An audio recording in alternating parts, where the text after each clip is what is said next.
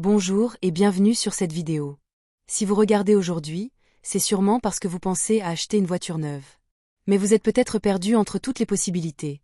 Achat comptant, crédit auto, leasing, LOA, LLD. Pas de panique. Dans cette vidéo, je vais vous expliquer clairement, étape par étape, les différentes façons d'acheter un véhicule neuf. Nous allons voir ensemble leurs avantages, leurs inconvénients, et je vous donnerai des exemples concrets pour que vous puissiez choisir la formule qui vous convient le mieux. Voici le programme. 1. L'achat comptant. 2. Le crédit auto. 3. La LOA, ou location avec option d'achat.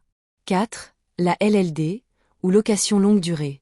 Et enfin, un comparatif global, suivi de conseils pratiques. Installez-vous confortablement. On démarre tout de suite. L'achat comptant est la solution la plus simple et la plus directe. Cela signifie que vous payez la totalité du prix du véhicule d'un seul coup, au moment de l'achat. Par exemple, imaginons une voiture neuve qui coûte 25 000 €. Avec un achat comptant, vous versez ces 25 000 € immédiatement. La voiture vous appartient dès la première seconde. Quels sont les avantages? D'abord, vous êtes totalement propriétaire. Vous pouvez utiliser la voiture comme vous le souhaitez, la revendre quand bon vous semble, sans aucune restriction. Ensuite, vous n'avez aucun crédit, aucun intérêt à payer, et donc le coût final est plus bas. C'est aussi une solution psychologiquement plus simple. Pas de mensualité, pas de dette à rembourser. Mais bien sûr, il y a des inconvénients. Le principal, c'est l'effort financier. Il faut disposer d'une grosse somme d'argent, ce qui n'est pas possible pour tout le monde. De plus, cet argent immobilisé aurait peut-être pu être utilisé autrement, pour un investissement ou pour garder une épargne de sécurité. En résumé, l'achat comptant est idéal si vous avez un gros budget disponible immédiatement et que vous ne voulez pas de contraintes. Deuxième solution, le crédit auto. C'est la formule la plus courante aujourd'hui. Concrètement, vous empruntez une somme d'argent auprès d'une banque ou directement chez le concessionnaire et vous remboursez par mensualité. Imaginons un exemple. Vous achetez une voiture de 25 000 €. Vous faites un crédit sur 5 ans, à un taux de 4%. Cela représente environ 460 € par mois. Et au final, le coût total de votre voiture sera d'environ 27 600 €. Quels sont les avantages? Vous devenez propriétaire immédiatement, même si vous devez encore rembourser. Vous étalez le coût dans le temps, ce qui rend l'achat plus accessible. Et vous pouvez négocier votre crédit, comparer plusieurs banques pour trouver le meilleur taux. Mais il y a aussi des inconvénients. Le coût total est plus élevé à cause des intérêts. Et vous avez un engagement financier sur plusieurs années, ce qui peut limiter votre flexibilité. Astuce importante. Ne signez jamais le premier crédit proposé par le concessionnaire sans comparer avec votre banque. Les écarts peuvent représenter plusieurs centaines, voire milliers d'euros. Troisième formule, la LOA, ou location avec option d'achat. C'est un mode de financement qui est de plus en plus populaire. Comment ça marche? Vous louez une voiture pour une durée déterminée, souvent entre 2 et 4 ans. Pendant cette période, vous payez des mensualités, qui sont généralement plus basses que pour un crédit classique. À la fin du contrat, vous avez deux choix, rendre la voiture ou l'acheter en payant ce qu'on appelle la valeur résiduelle. Prenons un exemple. Une voiture coûte 25 000 €. Avec une LOA, vous payez 250 € par mois pendant 3 ans. Puis, à la fin, vous pouvez l'acheter en versant 12 000 € supplémentaires. Quels sont les avantages? D'abord, les mensualités sont plus basses, ce qui permet d'avoir accès à des modèles plus récents ou plus équipés.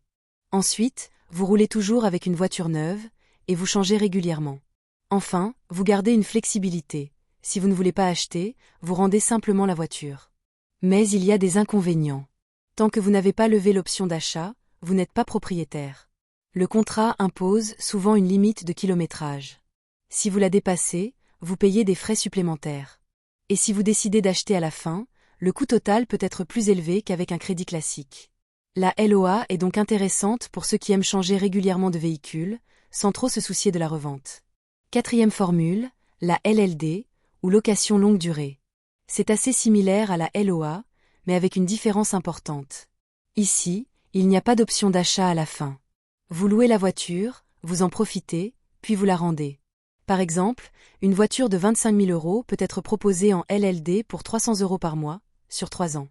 Souvent, l'entretien, l'assistance, et parfois même l'assurance sont inclus dans le contrat. Quels sont les avantages? C'est une formule tout compris. Vous n'avez pas à vous soucier de la revente, ni des frais d'entretien imprévus. Vous changez de véhicule régulièrement, et vous roulez toujours dans une voiture récente. Les inconvénients? Vous n'êtes jamais propriétaire. Vous payez uniquement pour l'usage. Comme en LOA, il y a des limites de kilométrage à respecter. Et au final, le coût peut être assez élevé si on compare avec l'achat. La LLD est idéale pour ceux qui veulent zéro contrainte et qui privilégient la tranquillité d'esprit à la propriété. Récapitulons les 4 modes d'achat avec un comparatif rapide. L'achat comptant, vous êtes propriétaire immédiatement, coût total faible, mais gros efforts financiers. Le crédit auto, vous êtes propriétaire, mensualité raisonnable, mais coût total plus élevé à cause des intérêts. La LOA, vous louez puis vous pouvez acheter, mensualité réduite, mais attention au kilométrage et au coût final.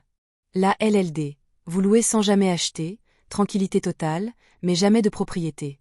Chaque formule a ses avantages et ses limites. Avant de choisir, posez-vous 3 questions simples.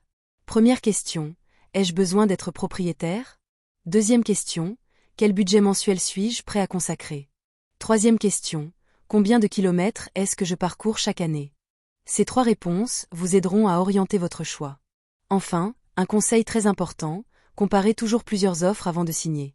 Ne vous contentez pas d'un seul devis.